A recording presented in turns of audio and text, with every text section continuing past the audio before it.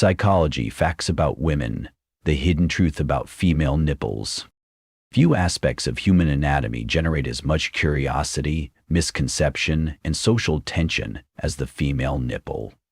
Although small in size, this particular part of the body carries an enormous psychological and cultural weight. It's often misunderstood, over-sexualized, or entirely censored depending on the lens through which we choose to view it. But behind all the social noise lies a far deeper truth. Women's nipples are biologically essential, neurologically complex, and psychologically charged in ways that most people rarely stop to consider. Let's begin with the biological foundation. Women's nipples serve a vital evolutionary purpose that transcends any cultural narrative. During pregnancy and following childbirth, the nipples become a critical conduit for sustaining life through breastfeeding. This act alone defines their biological importance. But nipples are far more than just feeding mechanisms. The skin surrounding them, known as the areola, is densely packed with nerve endings and smooth muscle tissue, making them highly sensitive to even the lightest touch or temperature change. They are responsive, reactive, and deeply connected to the hormonal and emotional rhythms of a woman's body. Now, here's where it gets interesting. If nipples are present on both men and women, why does society view them so differently?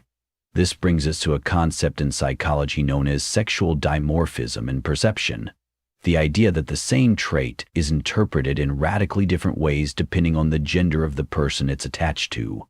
A man's bare chest is casually accepted, seen at beaches, on TV, and even in advertisement. A woman's nipple, however, is met with censorship, disapproval, or even controversy. It's not the anatomy that's different, it's the meaning we've been taught to assign to it. This double standard isn't grounded in science or function. Instead, it's shaped by cultural conditioning. Across many societies, strict modesty norms have framed the female body as something inherently provocative or taboo, leading to the sexualization of even its most natural features. Yet in other parts of the world, particularly in indigenous and tribal communities, breasts and nipples are treated with normalcy and acceptance. Psychology research shows that our emotional reaction to body parts is not innate. It's learned. Exposure plays a critical role. When we're consistently taught that something is forbidden or shameful, it becomes psychologically charged, even if it's biologically neutral.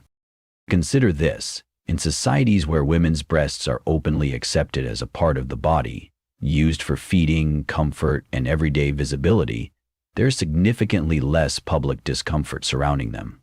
But in cultures where the female chest is routinely hidden, blurred, or banned, even the slightest glimpse of a nipple can feel scandalous. This isn't because there's something inherently shocking about it. The shock is a reflection of social programming, not natural instinct. And here's a scientific twist that might surprise you. Studies in neurology have revealed that nipple stimulation activates the same brain regions as genital stimulation. The somatosensory cortex, the area of the brain that processes touch, is lit up during nipple contact, just as it is during intimate contact with the genitals. For women, the nipples aren't just biologically responsive, they're neurologically hardwired into emotional and sexual pleasure. This explains why nipple stimulation can be both nurturing and arousing, depending on the context.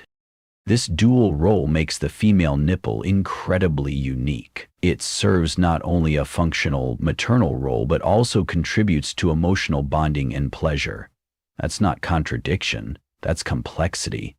And yet instead of appreciating this complexity, society often oversimplifies or vilifies it. This leads to confusion, insecurity, and shame, especially among young women trying to understand their bodies in a world that sends mixed messages. It's also worth exploring how this confusion impacts mental health. Women who grow up in environments where their bodies are policed or sexualized without consent often struggle with body image issues, anxiety, and even disassociation from parts of their own anatomy. When a natural feature becomes a source of shame rather than acceptance, it disconnects individuals from their own sense of autonomy and comfort. Conversely, open conversations and body-positive education can lead to greater self-acceptance, empowerment, and healthier relationships. not just with others, but with one's own self.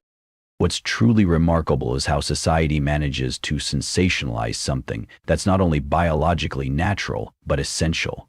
The discomfort isn't born from the nipple itself.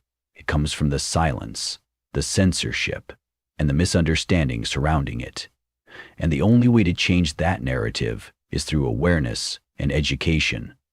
When we begin to see the female body through a scientific and psychological lens rather than a purely sexualized one, we open the door to healthier cultural norms and a more balanced sense of gender equality.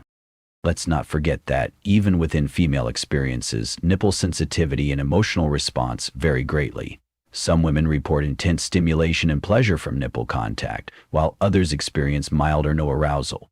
Hormonal changes during menstruation, pregnancy, or menopause can also heighten or dull this sensitivity. This range is natural and normal. The key is understanding one's own body without comparing it to unrealistic or external standards. Also, interestingly enough, the nipple has become a battleground in social and digital media spaces. Campaigns like Free the Nipple have emerged not to shock, but to challenge the idea that something so natural should be hidden, censored, or used as a metric for morality.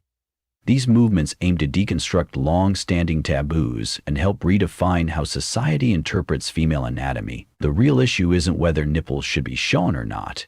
It's about who gets to decide, and why that decision carries so much social weight. In media, a man exposing his chest raises no eyebrows, but a woman doing the same could result in bans, removed posts, or outrage. The internet's algorithm often reflects these biases, flagging female nipples as inappropriate while allowing male counterparts to pass through unchecked. This inconsistency isn't just frustrating, it's psychologically damaging. It reinforces the idea that female bodies are inherently shameful or hypersexual, creating a mental divide between what is and isn't considered acceptable. In the end, the female nipple is a symbol not of provocation, but of how society chooses to engage with femininity, biology, and emotion. It represents both care and complexity, both function and feeling. To reduce it to a taboo is to ignore its richness. To embrace it with understanding is to allow women greater ownership over their bodies and stories. Conclusion. Women's nipples are not merely physical features.